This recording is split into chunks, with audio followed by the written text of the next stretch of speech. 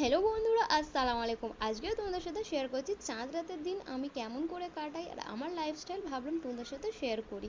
তো চলো, আমার লাইফস্টাইল আর আমার জীবনযাপন আমি কেমনভাবে কাটাই আর আমাদের এখানে গরিব মানুষের চাঁদ রাত কেমন কাটে সেটা তোমাদের সাথে শেয়ার করতে চললাম। তো কেমন আছো? অবশ্যই ভালো, আর ঈদ মুবারক সবাইকে।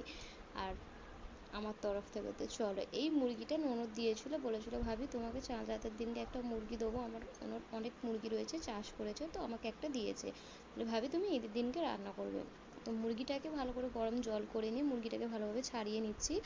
আর সত্যি করার কথা, আমার মুরগি ছাড়াতে খুবই বিরক্ত লাগে, সেই জন্য আমি সবসময় বাজার থেকে কেটে কুটে ছাড়িয়েই নিয়ে আসি। তো এই মুরগিটাকে ছাড়িয়ে নিচ্ছে, আর তার সাথে ননদও একটু হেল্প করেছিল, যাও একটু হেল্প করেছিল, যা মাংসটাকে কুচিয়ে দিতে হেল্প করেছিল, আর ননদ মুরগির পেটটাকে কেটে দিয়েছিল। আর এখানে মুরগি দেখো লগন হচ্ছে, এটাকে হলুদ মাখিয়ে নিচ্ছি, নিয়ে এটাকে আগুনে একটু পুড়িয়ে নেবো, ছোটো ছোটো লোমগুলো থাকে সেই লোমগুলোকে পুড়ে যাবে, সেই জন্য আর হলুদ মাখিয়ে নিচ্ছি। তো আমি এরকম করে মুরগিগুলোকে ভালো করে পরিষ্কার করে নিচ্ছি। আর হ্যাঁ, সকাল থেকে ভিডিও একটু শ্যুট করতে পারলাম না, প্রচুর প্রচুর প্রচুর কাজ ছিল, তো যেইটুকুনি পেরেছি তোমাদের সাথে সেইটুকুনি শেয়ার করতে এলাম।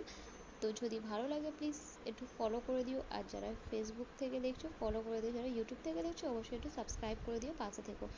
মুরগি ছাড়িয়ে ছুড়িয়ে এখানে আলু পেঁয়াজ আদা রসুন সব কেটে কুটে রেখে দিয়েছি, দিয়ে গুছিয়ে নিয়ে এখন মেয়ে বললো মা আমার হাতে মেহেন্দি করে দাও। তো এখন এই বাজে হচ্ছে 12:30, মেয়ের হাতে মেহেন্দি করছি।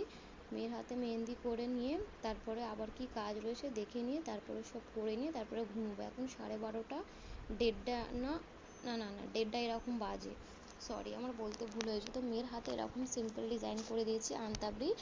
তো কেমন হয়েছে অবশ্যই কমেন্ট করবে। আর এখানে এই বাজে হচ্ছে 3টে, ময়দাটাকে ভিজিয়ে দিচ্ছি, নুন একটু বেকিং পাউডার সোডা চিনি দিয়ে ভালো করে ময়দাটাকে ভিজিয়ে নিচ্ছি। আমি এরকমভাবেই ময়দা ভিজোই, তোমরা কিরকম করে ময়দাটা ভিজো অবশ্যই কমেন্ট করে জানাবে কিন্তু। আর এখানে আমি ময়দাটা এখনই ভিজোচ্ছি, সবার সবার ভিজোলে ময়দাটা খারাপ হয়ে যাবে, সেই জন্য আমরা ঈদের সময় রাত্রিবেলায় ময়দাটা ভিজিয়ে রেখে দিই, সকালবেলায় যেহেতু আর সময় হয় না সেই জন্য। তো সারা রাতে অনেকই কাজ ছিল কিন্তু সেগুলো শেয়ার করতে পারলাম না। আর মাথায় মেহেন্দিও করা হয়েছিল, সেই জন্য আরও একদম মেহেন্দি পাতা বাড়তে গিয়ে একদম দেরি হয়ে গিয়েছিলো, সেই জন্য একদম ভিডিও করা হয়নি।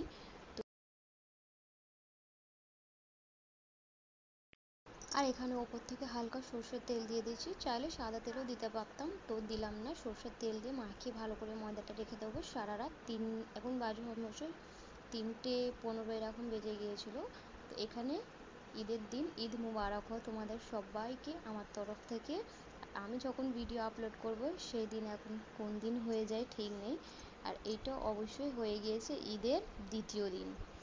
তো এই ভিডিওটা এখন আপলোড করছি কারণ একদম সময় ছিল না, বাড়িতে লোকজন এসেছিলো, একদম ভিডিও আপলোড করার কোনো সময় ছিল না। তো ঈদের সকাল সকাল উঠে গিয়েছে, এখন আমাদের এখানে কষা পড়ছে, এখন বাজে প্রায় ভোর 5:30।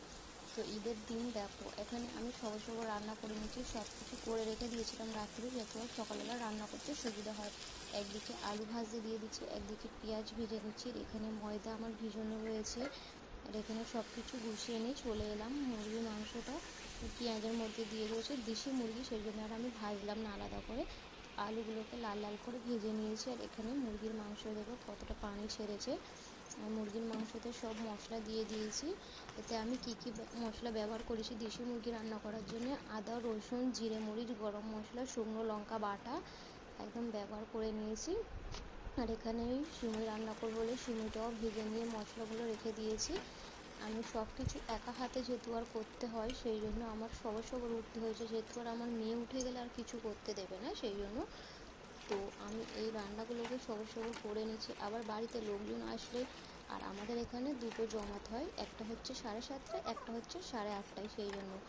তো ওই জন্য আমি সবার আমার বর ফার্স্ট জমা ধরবে সেই জন্য, আর যদি লোকজন আছে তাড়াতাড়ি তো রান্নাটা করতে হবে না সেই জন্য। তো এখানে আমি সিমুইয়ের জন্য সিমুইটা দুধটা দিয়ে এলাইচি তেজপাতা দিয়ে বসিয়ে দিলাম, দুধটা ফুটুক। আর এখানে আমি মুরগির মাংসটা ভালো করে কষিয়ে নিচ্ছি, দেশি মুরগি বেশি কষতে লাগবে না, আর দেশি মুরগির প্রচুর তেল বার হয়েছিল। আর এই তরকারিটা খেতে এতটা টেস্ট হয়েছিল যে বলে বোঝাতে পারবো না, দেশি মুরগির টেস্টটাই কিছু আলাদা। তোমাদের কাদের কাদের দেশি মুরগি ভালো লাগে অবশ্যই কমেন্ট করবে। আমার মেয়ে ঘুম থেকে উঠে গিয়েছিলো আর আমি সিমুই ভাজতে গিয়ে আমার সিমুইটা হালকা একটু পুড়ে গিয়েছিলো, তো এখানে রান্না করতে করতে 1 কাপ চা নিয়ে নিলাম। বর বললো একটুখানি চা করো, খেয়ে চাটা খেয়ে নে, নামাজটা পড়তে যাবো। তো এখানে চা করে নিয়ে সবাইকে চা খাইয়ে দিয়ে এখানে আমি মুরগির মাংসটা অলরেডি কমপ্লিট হয়ে গেছে কষাকষি। এবারে এতে ঝোল দিয়ে দিলাম। হাফ মুরগির মাংস আমি সেদ্ধ করে নিয়েছি, করে নিয়ে এবার ওপর দিয়ে আলুটা দিয়ে আলুটা কিছুক্ষণ সেদ্ধ করে নিয়ে নামিয়ে নেবো। তো আমার মুরগির মাংসটা অলরেডি কমপ্লিট হয়ে গেছে। এবারে পরোটা করার পালা চলে এলো। তো পরোটাটা করতে আমার খুবই বিরক্ত লাগে, আর এখানে এই লেচিগুলো কেটে রেখে দিয়েছি। আর ঈদের সময় যেহেতু আর কাজগুলো খুব তাড়াতাড়ি করে করতে হবে, সেই জন্য আমার সময় হয়নি সব কিছু দেখাবার, প্লিজ কিছু মনে করো না। আর এখানে এই পরোটাগুলোকে ভেজে নিচ্ছি।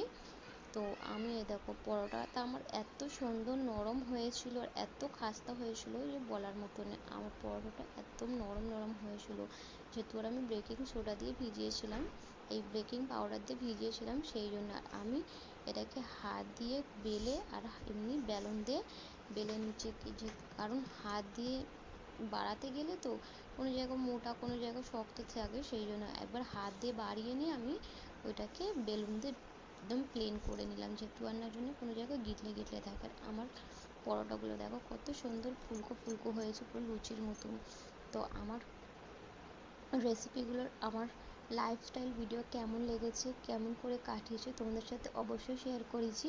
আর আমি এই ভিডিওটা 2 দিন ধরে করছি, চাঁদ রাতের পরে ঈদের পরের দিন অবধি ভিডিও করেছি। তো আমার পুরিগুলো সব এখানে রেডি, সিমুই পরোটা মুরগির মাংস সব রেডি। আর হ্যাঁ, গরুর মাংসটা এখন রান্না করব না, অবশ্যই একটু পরে রান্না করব, সেই জন্য আর গরুর মাংসটা রান্না করাটা দেখানো হলো না। গরুর মাংসটা একটু পরের দিকে করবো আর ভাতটা একটু পরের দিকে বসাবো।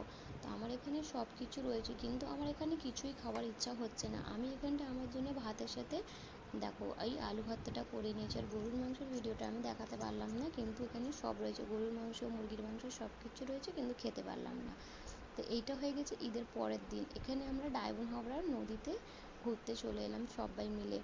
তো এত মজা করেছি বলার মতন, লাইফের ফার্স্ট টাইম এই ডায়মন্ড হাবড়ার নদী দেখতে গিয়েছিলাম।